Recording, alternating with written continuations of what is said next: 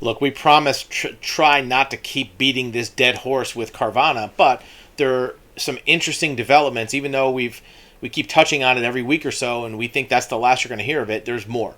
Here's the thing: Carvana, even though it had fallen from 300 plus down to 50, then to 30, then hovered around 20 for a while, it even took a bigger nosedive last week. It went down from the mid-teens, 15, 16, down to 8 point something. You can see their chart here. This is a 1 year chart. It was up 300. Now it's down, in the eights.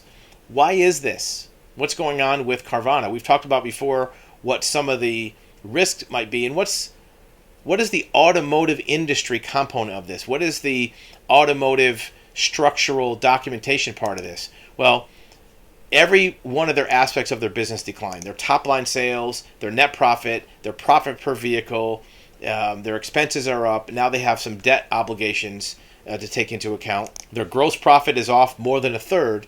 And there's a few aspects in play. We're going to talk mostly about the documentation part of it, the title and registration part of it. When you have a major automotive company like Carvana or any large dealership that has chronic documentation problems, that in itself is a canary in a coal mine. Look, every dealership can run into a title problem. We deal with this all the time with vehicle titles. We do titles for dealerships, auctions, lenders, financial institutions all the time. And anybody can run into a title problem. Nobody's immune to it. But normally it's an exception to the rule. A dealership might have 1 or 2 title problems a year. A bank might have a few title problems a week if it's a large financial institution.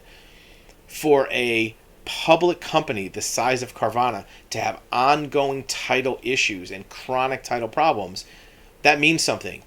It doesn't necessarily have to be nefarious, like they're selling stolen vehicles or they're not getting titles from lien holders or they're not paying off cars. It doesn't necessarily have to be that, but it does mean that that one area of their business, managing title paperwork, is not being executed properly. That's just one small area. There is marketing, sales, finance, and then you have title paperwork. Title paperwork is not the most complicated part of a dealership. It's not the hardest to do. It doesn't require the most people. It's actually pretty straightforward. The rules and the processes for doing car titles are established. You can read the requirements at the DMV checklist. You can get instruction from the titling division in the state. There's no mystery to it. Sales, on the other hand, there's some mystery to selling cars. Marketing, there's a lot of gray area in marketing. There's a lot of art versus science. So if a company is not doing well in sales and not doing well in marketing, you can kind of say, well, they're at least trying. They may not be great at it, but there's some gray area.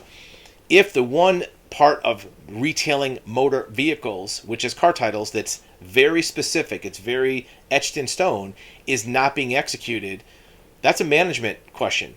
How do you not have the ability to execute something that is very clearly defined within a company, a small part of that company, and something that every dealership gets right for the most part? Even dealerships that fail financially usually get their titles right. Now, there's been a lot of speculation about why that's the case. Maybe they didn't hire enough people. Well, Carvana has a lot of employees. Maybe they're just unorganized. Well, that's a problem. If you're unorganized in that area, that kind of indicates that you might not be organized somewhere else. Maybe it's something more nefarious. Maybe there's problems with these titles. Maybe there's problems with liens.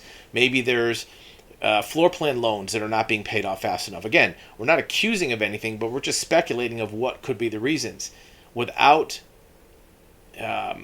conspicuous or transparent reasons from Carvana why these title paperwork problems are still happening, you can only speculate, right? You don't have a reason to know what the actual fault is inside the company. And it's not something that just started. This has been going on for several years. The first complaints about Carvana's car title paperwork problems were at least as far back as 2020. Sometimes you can go back and find some in 2019. That's 2 or 3 years ago. If you can't solve a title problem in 2 or 3 years, maybe it's not solvable. Maybe it's something chronic within your business that you cannot solve. It's probably not just a numbers game because, bigger companies obviously have more problems because it's happening in all of their operating areas. All the states that they operate in have had some title problems, some minor, some major. Some of the states have shut them down. In fact, this week, another state shut down Carvana's license because they didn't get titles out fast enough. There's some people still waiting more than a year for titles for vehicles.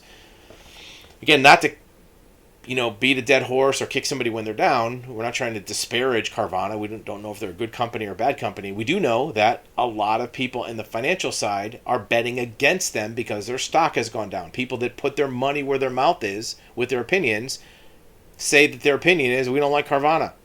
We're selling the stock down to $8 and below. One of the large financial research companies put a $1 stock estimate on the price of their shares. They said their stock could be worth $1. Basically, it's nothing. And some of it has to do with the headwinds in the economy. Inflation, interest rates, car prices, many other things. But when you have a part of your operation that's relatively straightforward, it's not simple. Car titles is hard to do. But it's straightforward. It's easy to define and understand. You can put people in a room, tell them exactly what to do. There's no question about it. And that's not getting done. That might indicate that they're not running a tight ship, right? That there's other parts of it that are loose. And in an environment like we're in, with inflation and interest rates and vehicle market upheaval, if you're not running a tight ship, you're probably not going to survive. Even if you are running a tight ship, it's going to be a struggle. If you're not running a tight ship, it might make it even harder or impossible to dig yourself out of such a hole. Allegedly.